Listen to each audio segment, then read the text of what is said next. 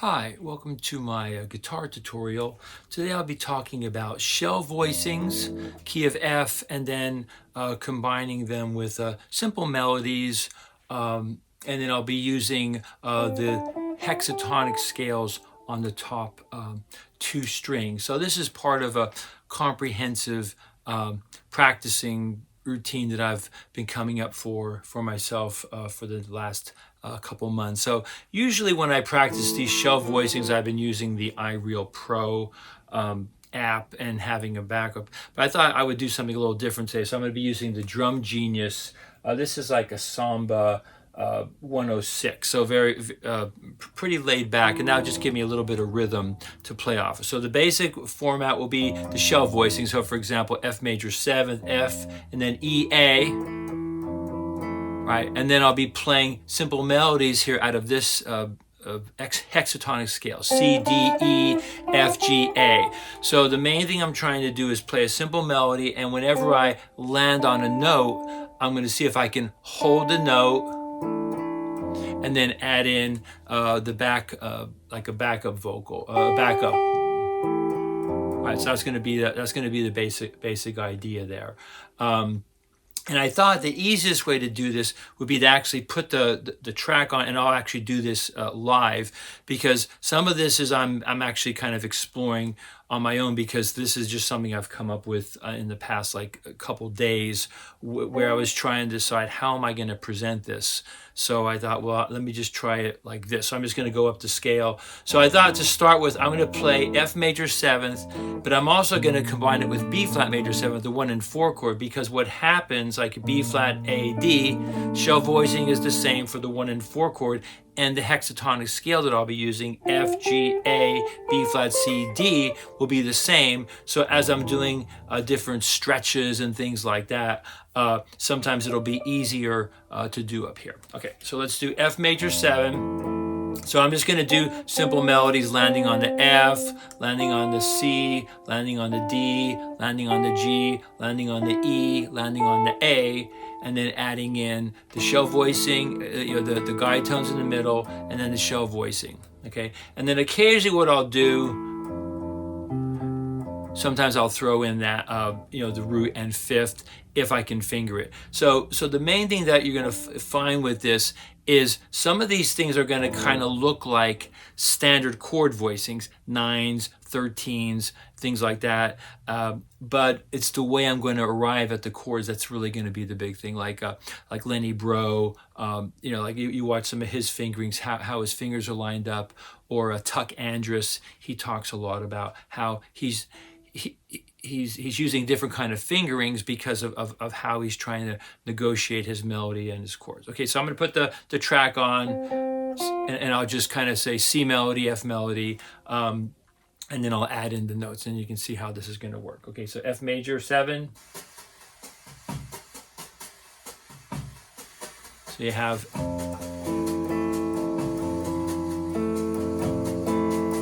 here's a C.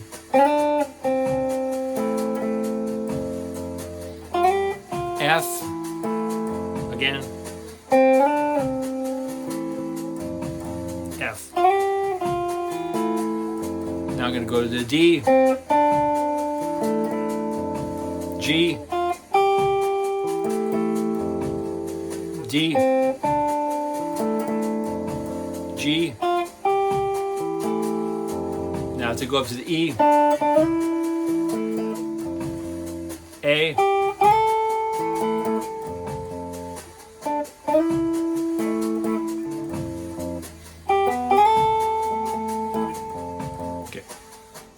so you can see that's a pretty big stretch there.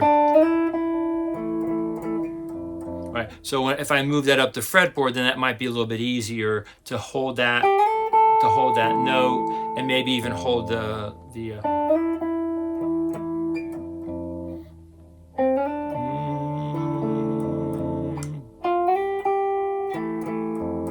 okay. So that'd be the first one. So I'm going to just jump into now the B flat one. So B flat. So I'm going to go F melody, B flat melody, G melody, C melody, A melody, D melody. I'll put the track on.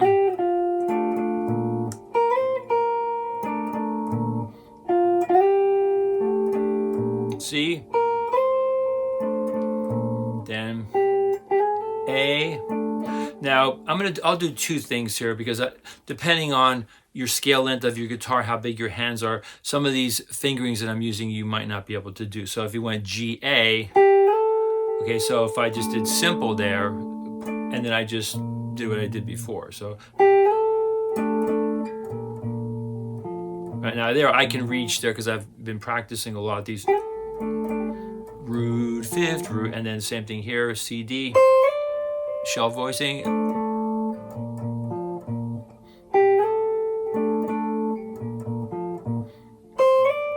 Guide tones. Now, I'll try this here. I think I was working on this earlier. So I think at this point in the fretboard, I can slide up here, and then I can add down pretty easily. That's a little bit trickier there.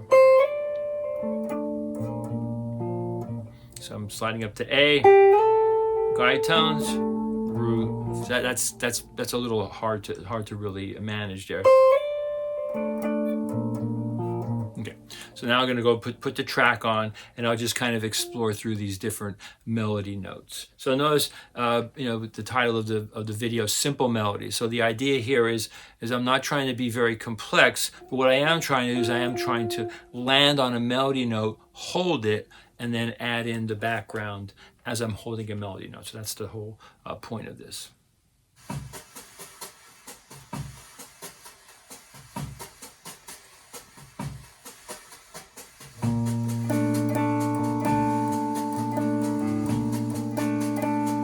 F,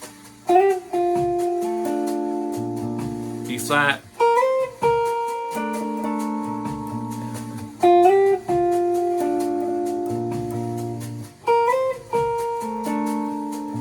G,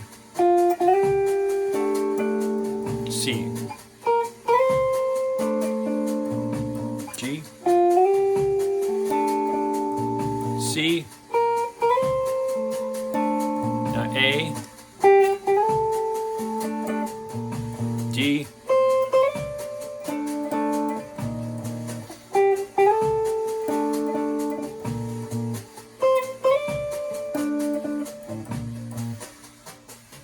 okay, so now what I'll do that slide up to the A and the D. I'll stretch my second finger back, and then I'll add the bass and or the fifth. See what that sounds like.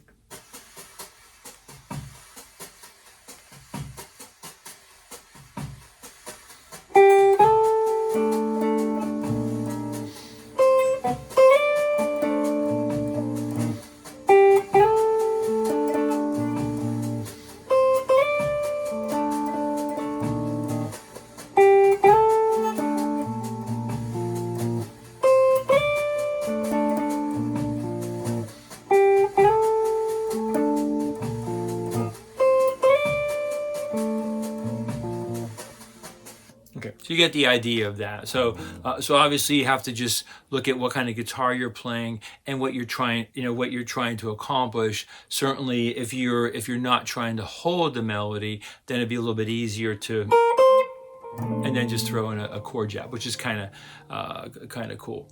I remember when I first kind of noticed this was years ago. I saw Peter Bernstein. Now this was, he's probably, I guess, in his maybe 50s or 60s now. I'm not sure how old he is, but I saw him like in the 90s at this jazz festival. And he was a guy that I saw doing this.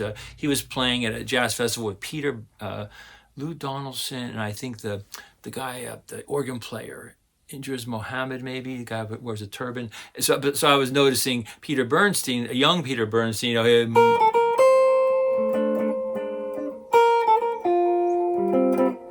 that kind of stuff. So I was like watching it, and I was still a young player. I was more of a fusion player, so I never really thought about putting in those guide tones in the bottom of my lines. Okay, so now what I'm going to do for the 3 minor 7th chord, I'm going to combine them all together because there's going to be some similarities. So you have G minor 7, G, and then F, B flat, okay, the 2 chord, A minor 7, G, C, A, and then the D minor, D, C, F. Right, so some things will be the same, some things not the same. And also, when I play them as a progression, they kind of sound like they fit together. Okay.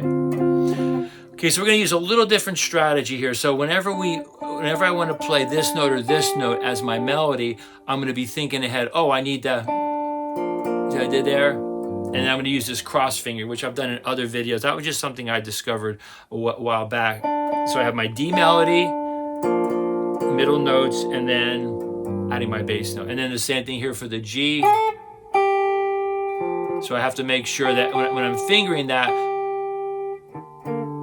otherwise I'm going to have to do some kind of squirrely fingering where I'm adding this note and then doing that, which I guess is possible too. So, but what I'm going to do instead, I'm just going to make sure I grab my melody like this, add my guide tones, and then add that. Okay, so then the same thing's going to work for all the chords. So let's just start off with that as a simple idea. So you have the E note and the A note, doo-doo, middle notes, doo-doo, and then high note, and then the same thing for the for this one. So you got the D minor, A and D, A, D. So the idea here is you're thinking of it as three different things. You got your guide tones, you got your bass note, and then you have your melody. So I'm going to put the track on. So I'm just going to play either a D or an either the root or the fifth as my melody, and I'm going to finger it in such a way that I'm ready to play those guide tones in the middle.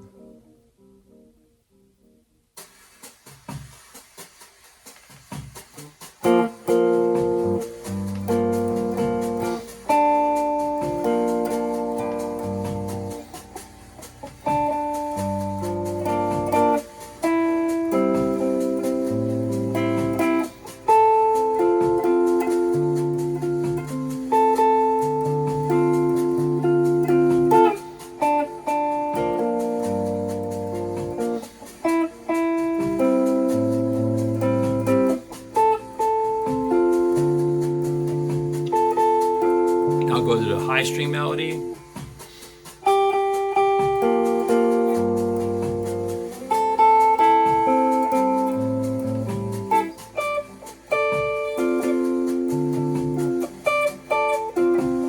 Now I'm going to add the root and fifth.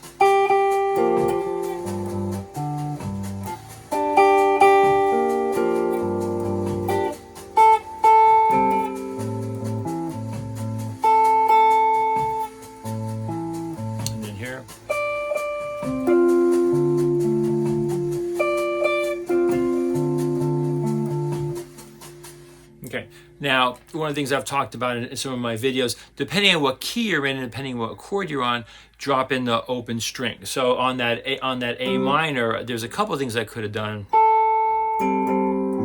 I could have done that, or I could have done. So that's kind of nice. So let's throw the do do do do do ba ba, and then just kind of work out whatever kind of do do do do do do, and so on. Okay, let's go on now. Now some of these melody notes in the middle are going to sound kind of interesting. So maybe what I'll do is I'll kind of skip the notes in the middle. Notice what we have here, D, F, G, A. You have a D minor pentatonic. So, all right, so every single chord, every minor chord in a key is going to have that same pattern. So you have A minor 7th, A, C, E, G. And then it's ending on the D minor, D, F, A, C, so that's a D minor 7th chord. So maybe what I'll do this time, I'll play just very simple melodies, but I'll make sure that I land on either the 7th or the minor 3rd. And I'm gonna do that same cross fingering. Then, so I have to be thinking a little bit. You have to be thinking a little bit ahead. So you have to have that kind of bar ready there. Chord. That's a little hard to reach there. Okay, so.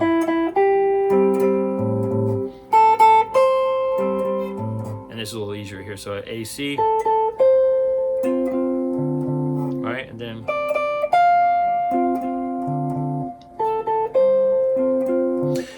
actually, what you could do there, see, I can lift there. So that might be a better strategy. So I just did there. So I just temporarily lifted there. So I'm barring to get the. So I can bar or not bar there.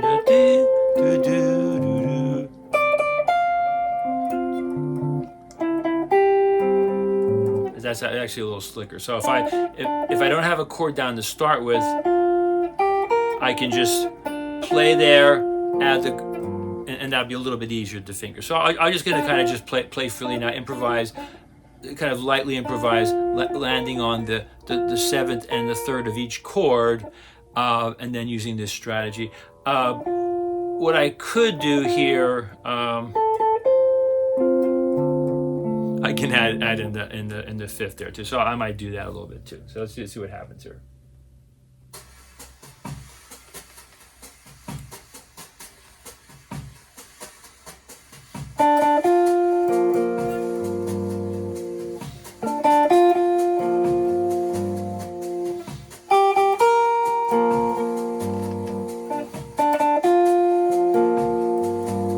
A minor.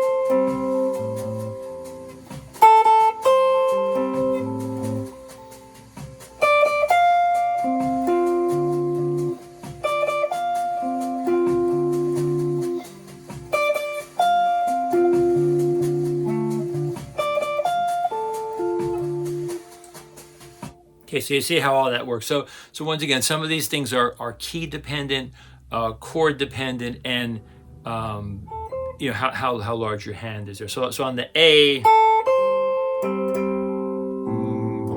so you have the opens there, or a guide tone, or that's kind of slick there. And then the same thing works pretty well here. That's pretty easy to grab. Or if you do drop D tuning, so as you would have root and 5th on the bottom there as your open strings. Okay, so I think what I'll do here, I'm not going to do every single melody note. So let's go ahead and do these 9s here. So let's see, I have ba, ba, ba. So because that's your hexatonic in there. That's your hexatonic for the A, and then so the D and the G have the major 9. This one has the flat 9. So I might not mess with that right now, because to my mind that you almost have to kind of do that along with the B flat, and I think for today I'm not going to do that. So how about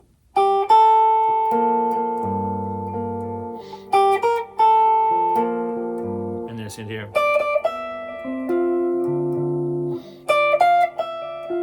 All right, so all I'm going to do is just do a very simple melody, just like I said in the title, and I'm just going to land on that 9. So to me, this is just like, you know, if you're playing, you know, minor 9 like that, or you're playing minor 9 like that, but you're just thinking of it differently. You're thinking of a little melody thing, a chord jab in the middle, and then either a root or root and 5th, depending on where you are on the fretboard. So I'm going to put the track back, the percussion on, melody leading into the 9 of the G minor chord, and then leading into the 9 of the D minor chord.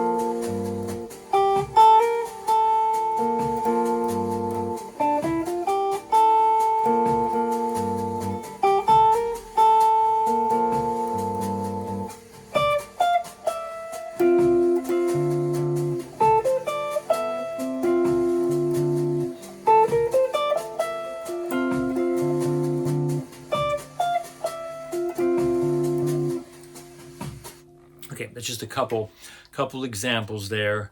And there's interesting things you can do with these nines and flat nines. For example, now I haven't been using my thumb. I guess that's a legitimate way to do that too, especially if you're used to playing with your thumb. So you have E, F, G, A, B flat. So that's because I'm doing all diatonic F, the key of F.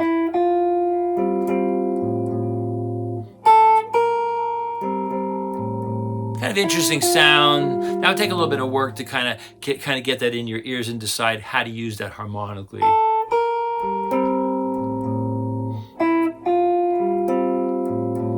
Right, and then there's also the sharp the sharp 5 sound here on the D minor.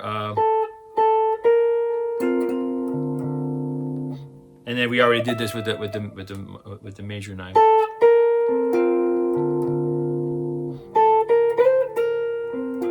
Yeah, that's an interesting sound, and I've definitely seen that in my travels. You know, the minor chord with the sharp 5. Just off the top of my head, I can't think of an exact example of that. But I know I've mentioned my student JJ Tomchik. You can check him out on YouTube. He's or on his Instagram or Patreon. He's a really excellent jazz player, and I know he likes to use that chord a lot. So yeah, so maybe I'll just do a little bit with that. I'll do A minor 7 with the added sharp 5, the added flat 9, and then I'll do the same thing here. I'll add the added sharp 5 here to the D minor, and I'll go ahead and just for giggles, I'll add this note too, and just to kind of see what happens. So same type of deal. A minor to D, doing simple melodies, landing on a note and holding it, and that's the whole point of this. Okay, let's see what this sounds like.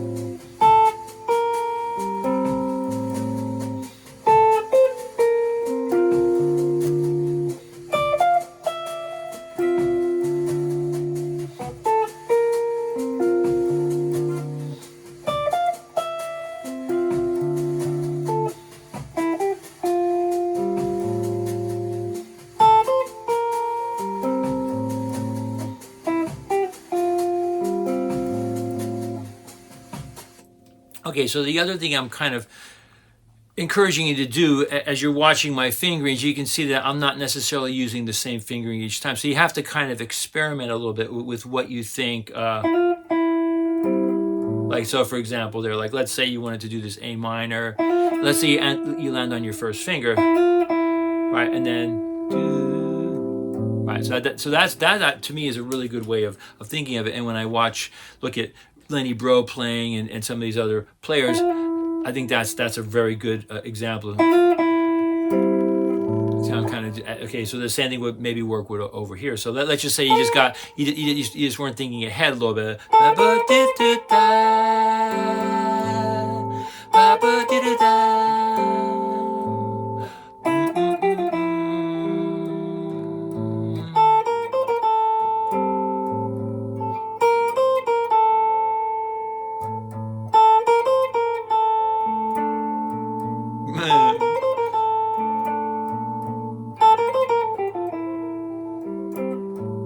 Okay, I think I'm gonna have to just go on a tangent. So this is, like I said, this is something I've just been messing with for a little bit here. So how about I'll give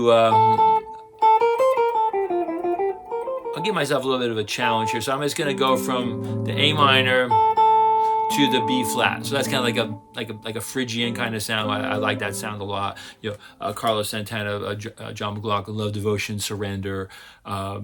Need I say more? You know, We Are Not Worthy. I mean, I love that stuff, that fusion stuff, and that was something I listened to a lot in my early, certainly early college years in the 70s.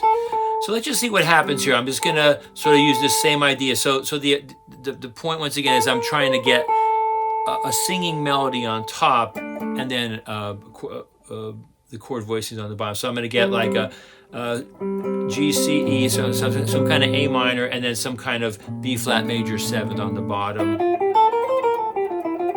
And then I might also go to there. So those are those. I'm talking about the hexatonic scales. I haven't really been emphasizing that, but a hexatonic scale is just 6-note scale: E, F, G, A, B flat, C. Okay, and then here F, G, A, B flat, C, D. So that's kind of where I've been getting my melodic material from. So let's see. This is getting kind of long. Okay, for right now, I'm just going to bypass the C7th and the E minor 7 flat 5. I don't know if I'm going to do those. Or not, but I'll just go ahead and mess with this A minor 7th to B flat major 7, see what I can come up with here.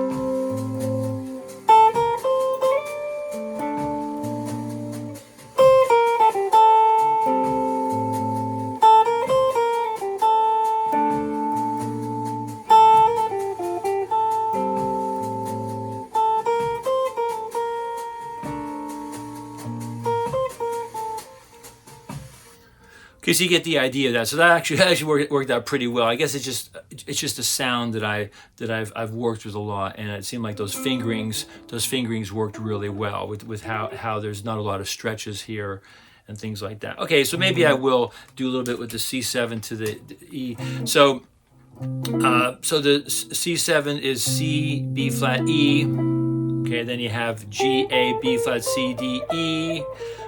So quite frankly, I didn't have a lot of success with this when I was kind of getting this together. And then you have the E minor 7 flat 5 chord, E, D, G. And then you have this hexatonic B flat, C, D, E, F, G. So what I decided to do when I was thinking about this, I thought, well, let me just kind of put those together. So I have the, yeah.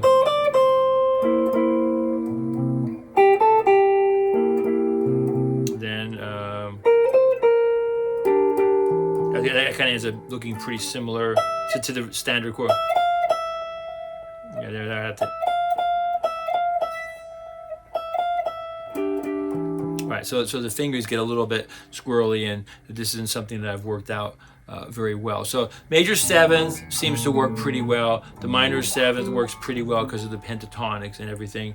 And then these dominants, you would just have to mess with them a little bit, or maybe do a little bit more with the bars. Okay, so then if you think of a bar, so you have this kind of C, E, G, B flat, C7th chord, just kind of a standard fingering. But the thing I'm encouraging you to do is don't think of it as just a static form. Think of it as a melody, chord tones, your 3rd and 7th, and then some kind of everything here. So I'll just kind of sit on this a little bit, see what I could come up with. I'm just going to go C7th chord, and I'm going to think of this as just kind of an extension of the C7th chord.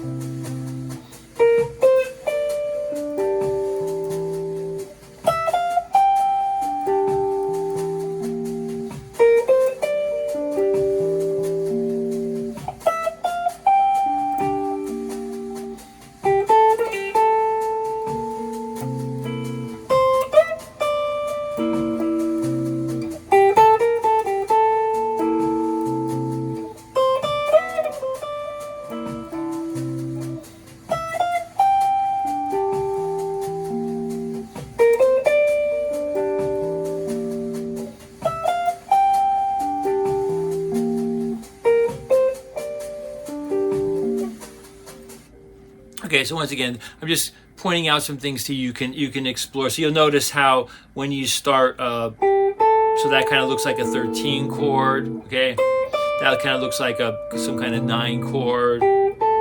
So this one kind of looks like a B flat 7 chord. This one is a little bit hard to stretch, so I had to go here, and then I added the bar there.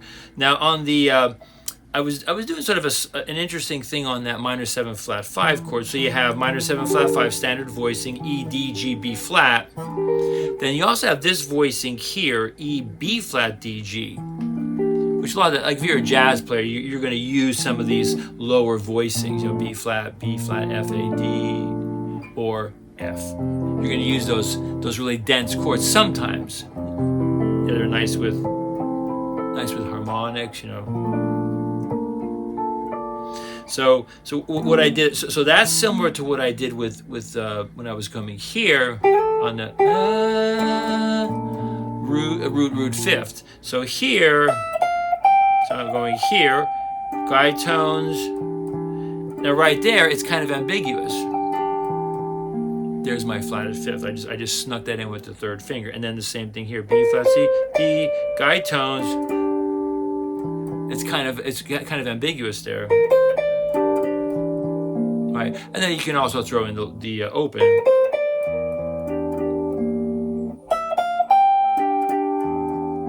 That's actually kind of nice, isn't it? Right, so you just have to kind of explore a little bit. Okay, that's pretty much all I have for you today. This is getting kind of long. I don't, you know, like the standard thing is I don't have anything prepared for a final improvisation.